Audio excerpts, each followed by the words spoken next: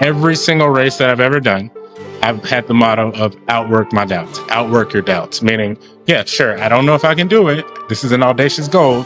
I'm running 100 miles in the mountains. A lot can go wrong, but I'm going to outwork those doubts by having a solid training plan and just moving forward on that plan. So I think a lot of people, they look at the big picture and it scares them.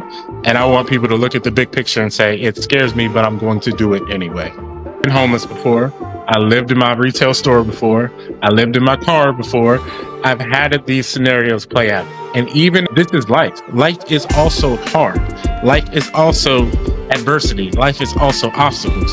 But in these moments that we face these obstacles, we can either sit and stop and do nothing, or we can try to overcome the obstacle and try to move forward. Is something standing between you and your happiness? It was for me. I had to face my depression and the constant negative self-talk. Therapy helped me realize I deserve to be happy. That's why this podcast is called I Choose Health, because I made the choice to heal and I want to share that with you. It's Men's Mental Health Awareness Month. 60% of you who are watching this podcast are men. And brothers, it is time to take care of yourself. As a gift to you, we've partnered with BetterHelp as our sponsor to help you start your own healing journey. We all face moments when life feels overwhelming, whether it's stress, anxiety, or just feeling stuck. Talking to someone can make a real difference. And that's where our sponsor BetterHelp comes in. BetterHelp offers professional online therapy that's convenient, affordable, and entirely on your schedule. You can connect with a licensed therapist by video, phone, or even chat, whatever works best for you. Let our sponsor BetterHelp support you on your journey to better mental health. You can get 10% off your first month by going to betterhelp.com/iChooseHealth. That's betterhelp.com/iChooseHealth for 10% off your first month. Take the first step toward feeling better today. All right, guys, welcome back to the I Choose Health podcast. I'm your host, Stefan Lessie. So, guys, make no promises. I tried to get David Goggins, but I got the next best thing. But he's joining us here today. Today's guest is someone who knows a thing or two about mental toughness, physical transformation, and pushing past limits. He's a 7-year Army veteran, published author, a husband, and a father, and one of the most decorated fitness coaches in Wake Forest, North Carolina. Reed has competed in elite bodybuilding competitions, has run multiple 50-mile and 100-mile ultramarathons and 110 24-hour ultramarathons, and has helped hundreds of clients get in the best shape of their lives.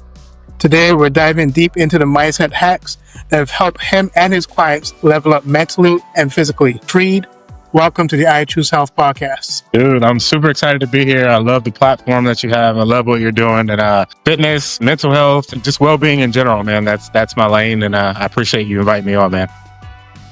Definitely. Thank you for that. Now, Coach Reed, I know that you're a decorated Army veteran and ultra-marathon runner. How did your time in the military shape your mindset around fitness and mental toughness? Yeah, man. So 7.5 year Army veteran, and spent 2 deployments in Iraq, total of 27 months. And a lot of people know, like, you watch a lot of movies or you've been to basic training or heard about basic training, and it's intense. But what the Army kind of taught me is how to just break things down into manageable things. And so let's say you're in basic training for 9 weeks at a time. You're not going to be able to graduate basic training on day 1. You're not going to be able to graduate basic training on week 4. But every single week builds upon the next week, and it builds upon the next week, and it builds upon the next week. And then eventually you get to 9 weeks to the accomplishment. And so a lot of the military is that. Like, you go through a lot of difficulty. You do a lot of waiting, a lot of training, a lot of things, but they all lead to the big thing. So what it kind of taught me is how to break things down into manageable sets, manageable reps, manageable goals, and then to get to the big goal. Because being deployed 13, 14 months at a time, and you're only coming home 2 weeks in the middle of that, you kind of have to remain mentally intact. You kind of got to break it down into, okay, this is a month, or this is a week, and then it's another month, it's another month, it's another month. So I've taken that mindset of just simplifying things, and I've taken that mindset, and that's how I accomplish the things I accomplish now. Now, those deployments, did you also do that while being a husband and a father as well? I did not. So I came back from my second deployment to marry my high school sweetheart. And then I had my daughter. So I was fortunate to where I didn't have to do that during that time, because that would be even more difficult. But just being a young kid, I joined the military at 17. I was deployed, my first deployment, about 20 years old. So you imagine being 20 years old in a country you've never been at and being in intense combat. So just learning, like, taking every day as a day, and then just the next day is the next day, and just going like that. That's the only way you can get through those big chunks of time, man. Yeah. Wow.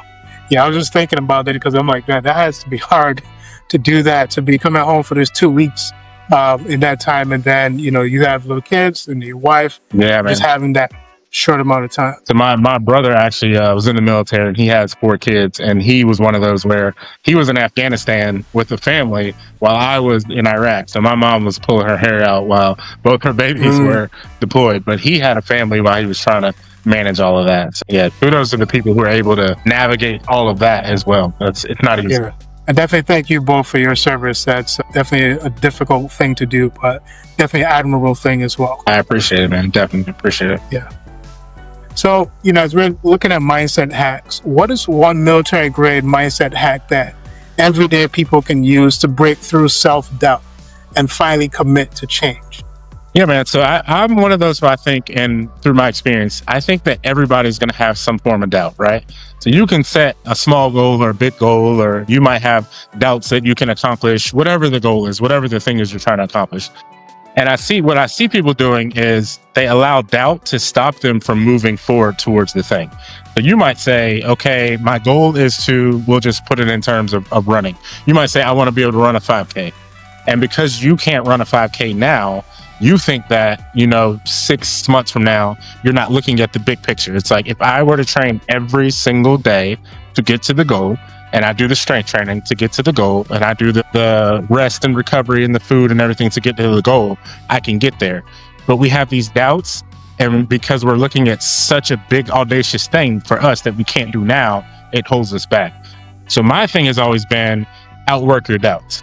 That has been my motto. That has been my biggest thing. And in the military, it's the same thing. Like, you have these doubts. All you can do is show up with the work that you can do today and the work that you can do tomorrow, and then build upon it and build upon it and build upon it. If you do that, eventually you show up being prepared, and you might still have those doubts, but at least you've done the training and you're prepared. Every single race that I've ever done, I've had the motto of outwork my doubts, outwork your doubts, meaning, yeah, sure, I don't know if I can do it. This is an audacious goal. I'm running 100 miles in the mountains. A lot can go wrong, but I'm going to outwork those doubts by having a solid training plan and just moving forward on that plan. So I think a lot of people, they look at the big picture and it scares them. And I want people to look at the big picture and say, it scares me, but I'm going to do it anyway. And I'm going to come back to those races at some point, because I know, I was someone who, I've run a couple of half marathons, even flirted with the idea of thinking to do an ultra. I haven't done one as yet. Yeah. But, that's something that I know a lot of people are working on, developing the mindset for that. So we're going to come back to that at some point. And it's not even, it's not even about, like, even when I apply things, I say fitness, and it's easier to translate via fitness, but these can be anything. I have doubts about starting a business. I need to execute 15 different things in order to get there, and I just execute on those things. I want to be the best at my job or whatever. I have to execute on these set things every day, with the doubts or not, in order to get there. I just use fitness as my leverage point, but this can be applied to anything in life that you want to do. It's breaking it down into manageable steps every single day and just working towards that thing. And that's the only thing we can do. Yeah. Correct. Now, how do you coach clients through those I want to quit moments when motivation crashes and life hits hard? Yeah, man. So motivation is one of those things where I absolutely love motivation, but it's just a spark. And so sometimes I head out the door and I'm like, man, I'm dragging. I'm looking for a spark to get me in the zone. But regardless of how I feel about the thing, I still have to execute regardless of that. So a lot of my clients say, okay, Brian, I've had a long day at work. We've had a long day at work, or we have kids. Like, I have kids. So it's like stressful, all of these things.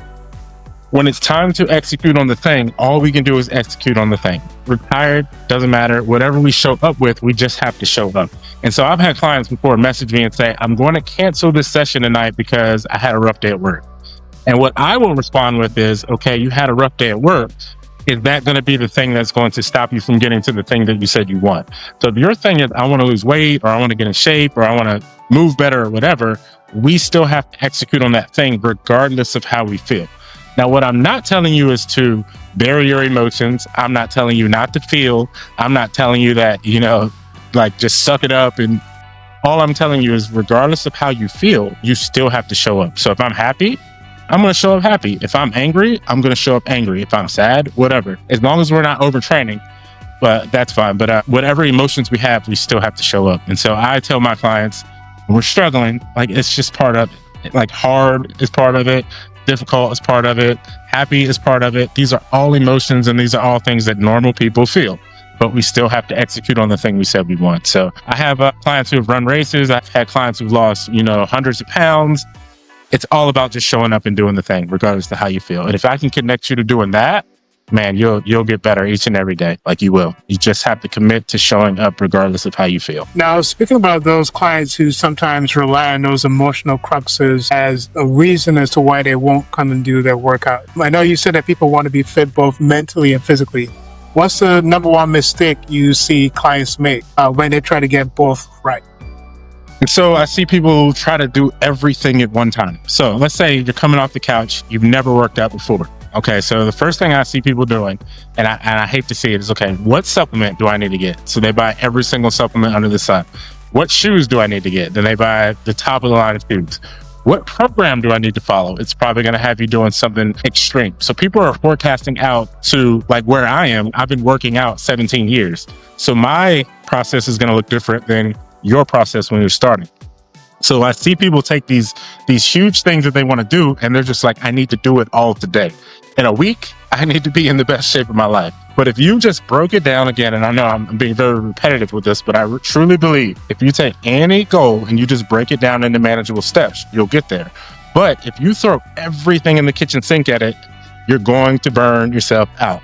You have no receipts at all as to being able to sustain working out 16 times in a week, eating every single meal on target, having the best top of line shoes, taking your supplement. You have nothing in you that is going to establish credibility that's going to get that done. That is a small percentage of the population who can say, you know what? I'm going to change this habit. I'm going to go cold turkey, and I'm just going to lock in. I am fortunately one of those people where once I see a goal, I am tunnel vision. That's not most people. So for most people, break it down. This week, we're going to focus on, can we get enough water in? We'll put a tangible marker. We'll say 64 ounces or 82 ounces or whatever that number is. That's what we'll focus on. And we build these small things over time. We have more credibility with ourselves. And then we say, well, what can I do? What's the next thing I can do? Rather than trying to win the war all today. Does that make sense? Right. Yeah. No, it definitely does. Yeah. And I know you've helped so many people change their lives. What mindset patterns separate the ones who succeed from those who struggle? Understanding that it's a long process. So the biggest the biggest mindset shift for me or for most people is understanding that it's going to take time. So I'm going to break it down to a year or 6 months or a year or 5 years rather than today, tomorrow, a week, like that. And so I can say in 6 months, how can my progress look if I break it down into like this week, I need to do 3 strength training sessions. I need to run 2 times. Cool. Next week, I need to do X, Y, and Z. The following week, rather than saying, again, I need to do it all today. I need to be in the best shape of my life today. People come to me all the time, and I think this is something that in their heads, I don't know if this is society is like, get it now, get it now, get it now, get it now. But people will sit down and say, I need to look like this yesterday. And they're just like, bent on doing it right now. And I have to connect them to, okay, in order to get there, there's a process we have to follow. And it might be slow and it could take longer than you want it to be. But once you lock yourself into that, dude, we execute and we do the thing. Nothing that I have done has been an overnight success. I have failed over and over and over, and I got a little bit better, and I DNF and I get a little bit better, and I fail here and I get a little bit better. And that's just how we execute. I should tap into that in terms of those times that you failed over and over again. What things or how present did you feel like you were for those moments where you failed? Like in terms of being able to say, I failed and this is what I learned here and this is what I'm going to implement for the next time. Like how many times have you found yourself in that space, and how many times has it been easy to say, okay, this is where I need to grow from and grow to? Yeah, so at the beginning, because I'm probably the most competitive person you've ever met in your life, unfortunately, I have been blessed with this competitive gene that I do not like losing. I do not like failing. I don't like it. But as I had matured and got older, I started to realize like every single time I failed, it gives me a blueprint for the next time I try again. Now, yeah, I'm not telling you when I DNF a race that I don't immediately go into, man, that sucks, or man, I'm upset about that. But in about 24 to 48 hours, we are looking towards the next thing that we can shape into moving the thing back forward. So my first 100-mile race, I'll just give you short, brief notes on it. It was in the mountains. I got that mile like 80 something. I ended up stepping on a rock and straining my calf and ended up DNFing that race. Trained for a year to get there to DNF that race. I took 2 years of strength training to recover from that injury, to go back out there and run that race again. And so I learned in the process all the things that I learned to train for the race that I DNF'd, then another 2 years to get better, and then went back out and did it again and was able to learn new things from that experience as well. So every single time I fail or anytime I don't get the thing done, we just learn, we just get better. And when you play like that, when you play with the process and understanding that we're just learning, like you don't worry so much about, oh my God, if I fail, it's catastrophic. Like who's laughing at you? A lot of people worry about other people laughing at them or being, people care, but no one really cares that much. This is their race with you, getting better with you. And if you look at it that way, dude, and because of that, I was able to inspire other people to deal with their failure. I ended up in Ultra Running magazine based off the story and the comeback of my story. So it's just understanding that failure is part of it, man. There's nothing that I fear now because I know even if I don't accomplish it, we can go back and we can just learn from it. We just learn, get better, get better. We'll get there. So understanding that, man. Yeah. And, from what I've been hearing you say, and if I'm understanding correctly, is that the best way for people to approach whatever it is they're trying to accomplish is, taking that time to pretty much chunk things, right? Like not try to take things all at once. Find a way to properly compartmentalize everything. Now, I know some people may be sitting back at home and they're like, okay, well, that may apply to like an ultra marathon or to a fitness goal. But how do I deal with this when, in the reality of life, I feel like my back is against the wall. I have bills to pay. I'm facing eviction. I'm like going through all this stuff. Yeah. Like, how do we then, how do we bring the mindset that we need to deal with the situation as harrowing or as difficult as that? Yeah. So I understand how everybody's life is different. So I never want to be the guy who says, because I did something, you should be able to do it. But dude, I have been homeless before. I lived in my retail store before. I lived in my car before. I've had these scenarios play out. And even in those scenarios, I didn't have it so honed in to where I have it honed in now. It was more just like, okay, we are faced with the roughest moment of our life. This is life. Life is also hard. Life is also adversity. Life is also obstacles.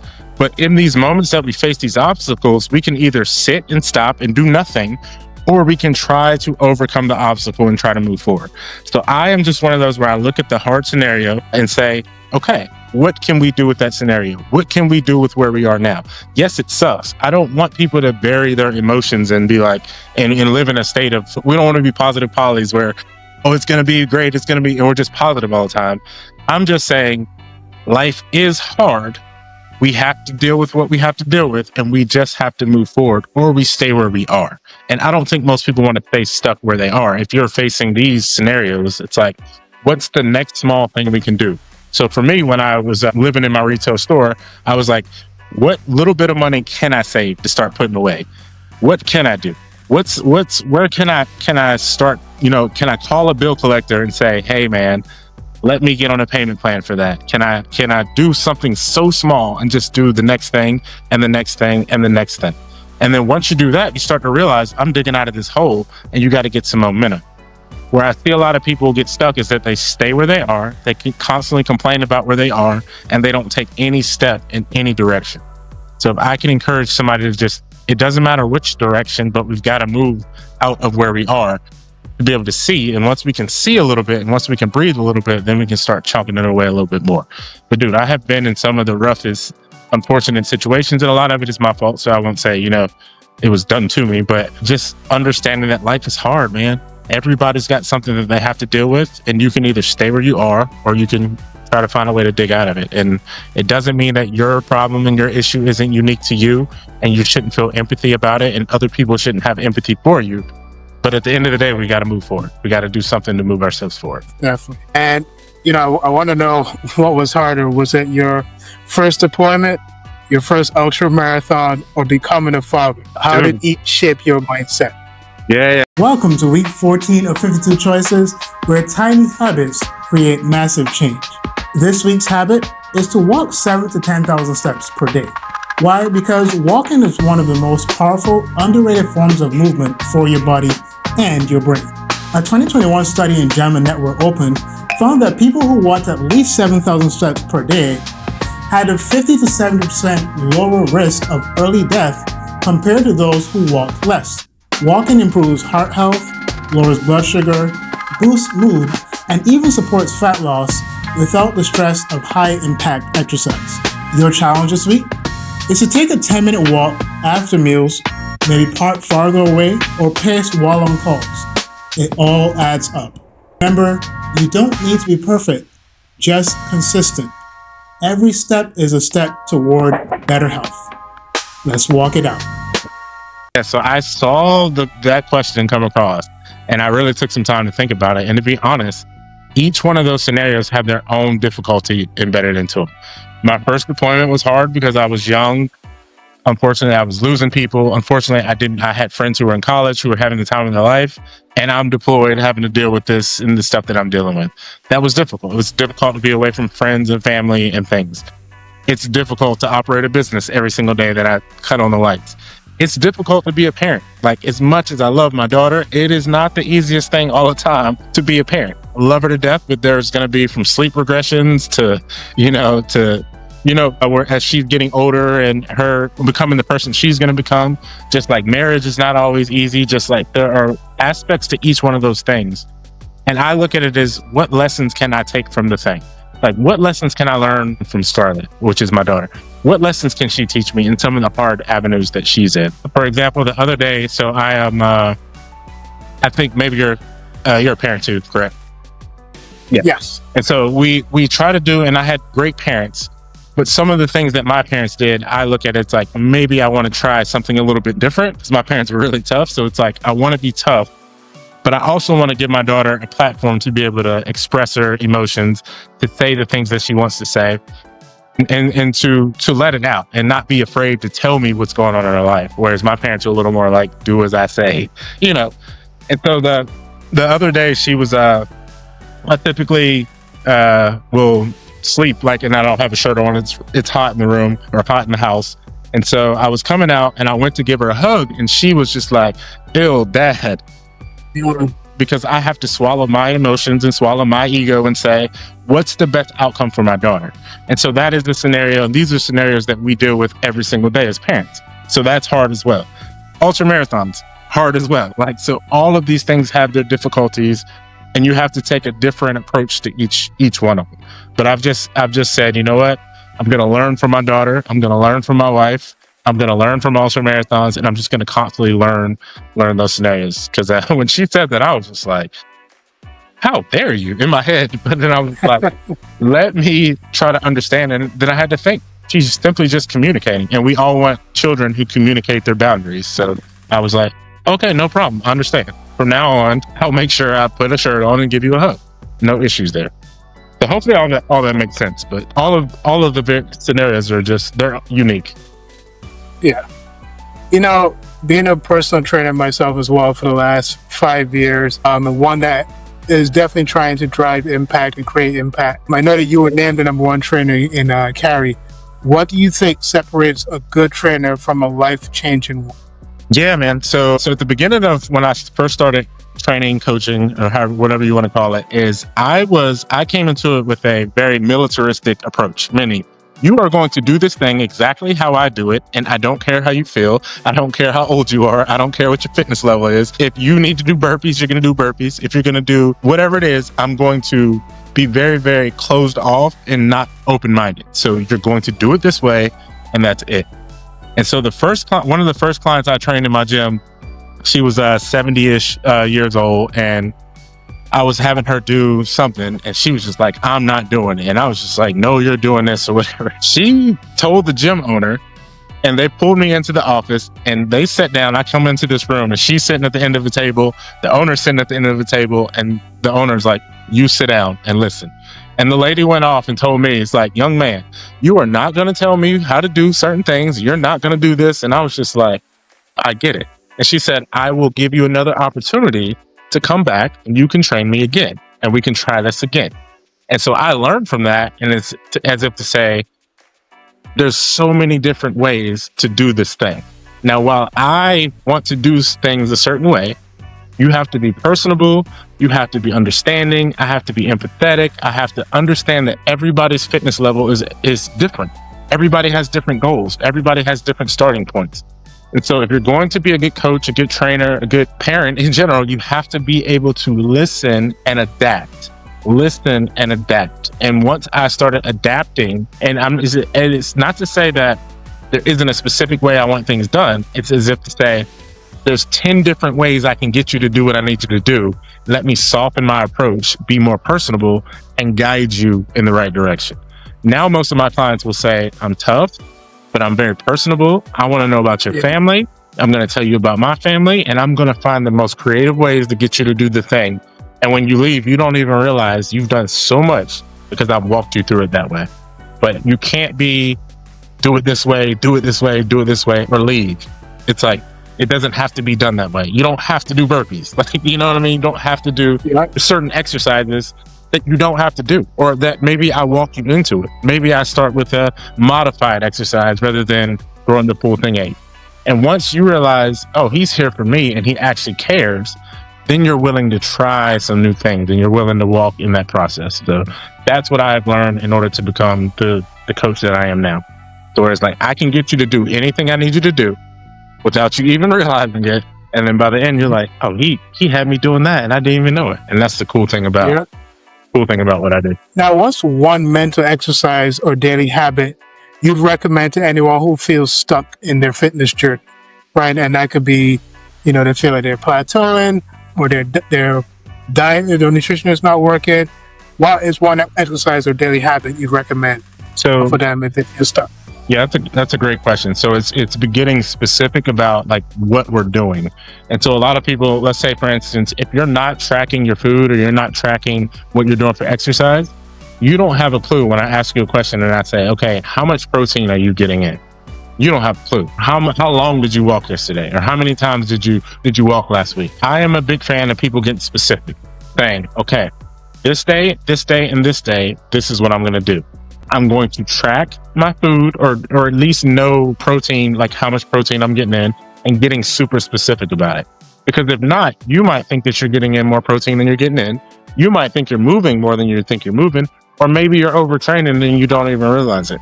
So it's about getting super specific about what you do.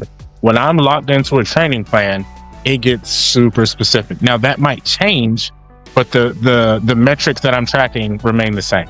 So it's like, this week I'm going to run 4 times. I'm going to run 6 miles 4 times or whatever. And just holding myself accountable to that rather than being so broad saying, well, this week I need to get a run. That's not going to hold you accountable to anything. And then at the end of the week, you don't really know what you've done if you're not tracking those metrics. So get super specific about what it is you're trying to do and do that. You'll be good to go and follow that. Now, I know that you're a published author. Can you share a powerful idea from your writing that's changed how you coach and how you live? So could you rephrase that question in a different way? Yeah. So is there, like, from your writing and what you've shared in the works that you published, is there a powerful idea that you shared there that you implement into your daily that help you change how you coach or how you live? Okay, perfect. So the cool thing is, so my book is called Tested, Never Defeated, and I wrote it 7 years ago, and I'm currently working on my new book right now. But the concept of tested, never defeated, it's a whole entire umbrella of a thing. So meaning I approach my life that way. We are all tested, meaning we all have hardships. We all have things we want to accomplish. We all have these obstacles. We all have adversity. But if you have the mindset that says, I'm never defeated, then we always keep moving forward. So meaning if, let's say you set a goal and you fail, as we talked about earlier, and you fail, that's your test. Or let's say work is kicking your butt, or let's say you're going through a tough spot in your relationship or bills or whatever it is, we are tested. This is the test. But the only way that we get defeated, or the only way we can be defeated, is if we stop. So we are tested, never defeated. So the logo that's in my gym, that is my gym. It is the brand, it is the book, it is everything that I stand for. About I think it's 5 years now, or maybe 4 years. I was having some issues like headaches and things, and I decided to go to a doctor because my wife was just like, go to a doctor. Like, you just need to go. They ran some blood work and found out that I had kidney failure, and I was heading into stage 4 of kidney failure. I was about to lose my kidney. And so in my head, I looked at the doctor and I said, okay, so what are we going to do in order for us to keep moving forward? Because I'm not going to stop the things I'm doing. I'm just going to get super intentional about getting healthy and getting back to my baseline. And my doctor was like, okay, perfect. That's a great scenario here for you to have the wherewithal to say, that's your test, but I'm not going to take that as my defeat here. We're going to work with whatever we have and we're going to do the thing. Now, while I still have stage 3 kidney disease, I have been able to run all these ultras. I have been able to do all the things that I have been able to do. And one day I will possibly need to get a transplant. But for now, we execute with what we have. And so if I could share that with anybody, it's like, whatever test you have, you're not defeated. Like, you get to choose that. I get to choose how I wake up every day and work with the disease that I have. And it's not always fun. Like, I'm more tired than most people. Ultra marathons are harder for me when it comes to certain scenarios. But I'm never going to be one of those who I complain because, I mean, dude, I'm breathing. I'm alive. And if I'm alive, we're moving forward and we're going with it. So that's what I like to instill in my clients is just like, test it. It's difficult. Sure, it's heavy. Sure, you're tired. Sure, it's hot. But we're not going to be defeated. We're just going to get the thing done. So that is my message, my brand. That's who I am. Yeah. Now, what's the wildest client transformation story you've ever been a part of, and what mindset shift made it possible?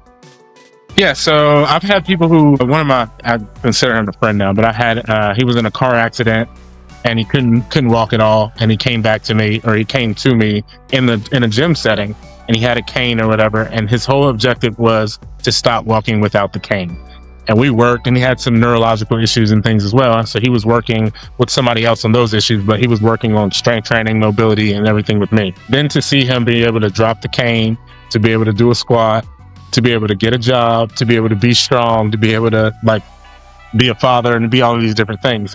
It's so amazing to see the power of the mind, because he came to me not being able to do anything. And the thing that most people will do is they are super skeptical when I say, we're just going to take it one day at a time, but I can forecast out and say, we can get this thing done. Because I just believe in people way more than most people believe in themselves. So I say, okay, let's execute on a long enough timeline and let's just see. But to watch him from stepping up on something, to sitting down and being able to stand up, to being able to squat, to being able to have the confidence to do all the things that he does. And it's just like, wow, that's why I do what I do. So you have people who've lost, over 100 pounds. You have people who are pre-diabetic or have diabetes who are able to nix that. You have people who have been in accidents before who are able to do that. I train, it's less for me about training ultra athletes or training people. It's more just like the day-to-day people who just want to live a better life. And that fires me up. So that every day I flip on those lights, I'm like, let's go. Because I'm working with people who, I don't want to say it's life or death, but it's like life or death. But this is their moment. Like, I'm already in shape. Like, I'm 17 years into this thing. I have the habits. I have the structure. But to see it click for somebody who doesn't have any of that, like, that's what fires me up, man. Like, that's what gets me going. Yeah. It's interesting because that reminds me of something I read today about professional wrestler Chris Bay. I don't know if you saw that, but he apparently, I think he was told that he was paralyzed and wouldn't be able to walk again. And he shared a video back in February where he was able to get up and actually walk and start moving. And I think he was sharing what wrestler CM Punk was telling him, like, yo, dude, you can't give up, like, keep pushing. So it was kind of like he had someone in his ear that was believing and trusting in him probably more than he did. And so this is where, he's at that point where he was able to get back up and to move again. I think we sometimes take for granted, man, where people's starting point is. I have somebody, and I'm currently working with him now, but he has kids, and he was unable. He wouldn't mind me sharing this, but he was unable to ride the rides at Disney, and he had to use one of those carts and sit down while his family was off doing the thing, and that just ate him up inside. And he said, "You know what? Next year I'm going to go back to Disney, and I'm going to ride those freaking rides." And he put his head down, and he has worked his butt off.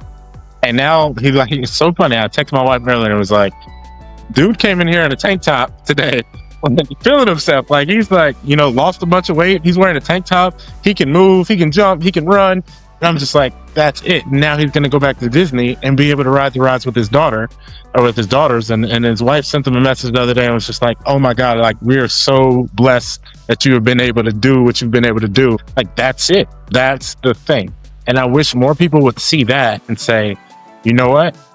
I think that Brian is already like in shape. So don't use me as the guide. Use the other people who have started way further away from where I could possibly imagine.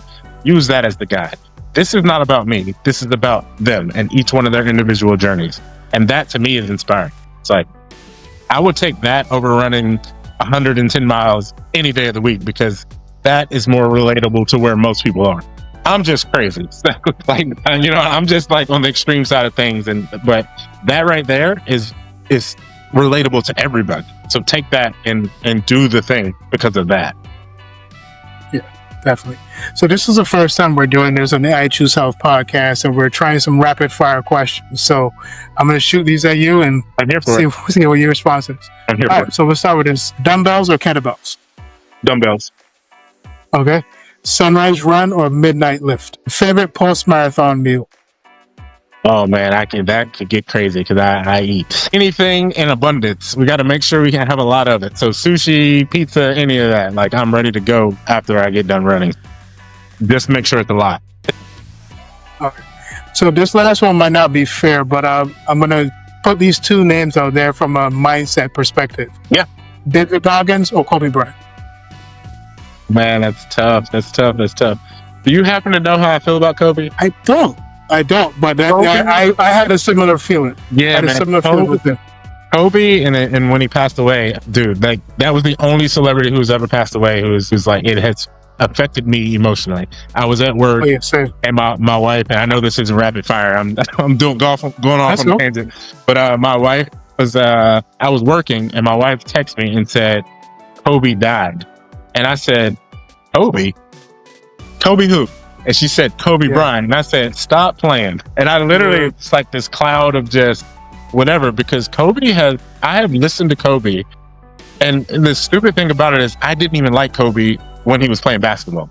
I had to go back and watch and really study Kobe and really listen to the stuff he teaches, and was like, Kobe is my guy. Like, that's my guy. That is the mindset. That is what I like to put out into the world. And it doesn't have to be, you don't have to be the best basketball player, but whatever the box it is that you box in comfortably, like, that's where you land. So I love Goggins. I don't think Goggins' approach is the best for everybody, but Kobe is my guy. Like, can do no wrong. That's my guy. You might have a little bias because of the first name. I'm playing. Could be. Yeah. But yeah, dude, like, Mamba mentality is like, I actually still, some days I'll be on the bike in training, and I know I have an hour and 15-minute bike or whatever, and I put Kobe motivational videos on, and I just literally listen to Kobe. It's just the way he approached everything. And because I am, in my mindset, we are very similar in this respect. It's like, I'm very goal oriented. I'm very like tunnel vision.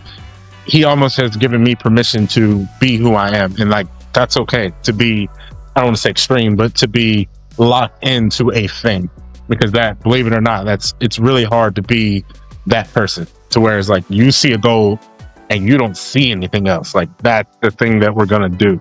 And so he's kind of giving me permission to just be yourself and just accept it and go from there. So long story short, Kobe Bryant is the guy. Yeah. So, Brian, the other thing is, and this is usually a time in the show where we give guests the opportunity to share with our audience where they can find it, where they can connect with you. Especially, I understand that some of our audience would also probably most likely want to work with you. So where can they find you, whether it's on social media or the worldwide? Yeah, man. So I am actually one of those where I do not have a lot of social media platforms, man. So I am not on Instagram. I am not on TikTok. I'm not on Twitter. I am simply on Facebook, and you can just put in Bryant Reed or TND Fitness, and you'll be able to find me. So tndfitness.com. If you were to type in Coach Bryant Reed, all of my stuff is going to come up. But no Instagram, none of that. I'm one of those where I don't like to. I am an introvert at its finest, but I'm able to be who I am and work with the people that I work with and really make a difference. So I just don't like social media and being all over the place on social media. So if you're interested in anything that I have, Tested Never Defeated is my book on Amazon, or Coach Bryant Reed, and you'll be able to find me. Yeah, man. I love to put out right stuff, and I love to put out stuff on Facebook. I would love to have people follow me and kind of soak in what I have to offer. Well, Brian, thank you so much for your time and just sharing with us just the approach that you take to life and to coaching and how you work with your clients. We definitely appreciate that. And I think that you gave a lot of our listeners value, things that they can really go away with, just not just for their workout, like from a workout perspective, but also for life as well. Absolutely. And for those of you in the audience for the I Choose Health podcast, you know that our motto here is that choosing health is about choosing power, possibility, and purpose. And that choosing health is about also choosing you. With that said, again, I am your host, Stefan Lessie, and we're going to sign out by saying, job finished, and to Kobe Bryant. I love it, man. I appreciate it again, dude. All right, guys, have a good one, and I'm so looking forward to seeing you guys next week.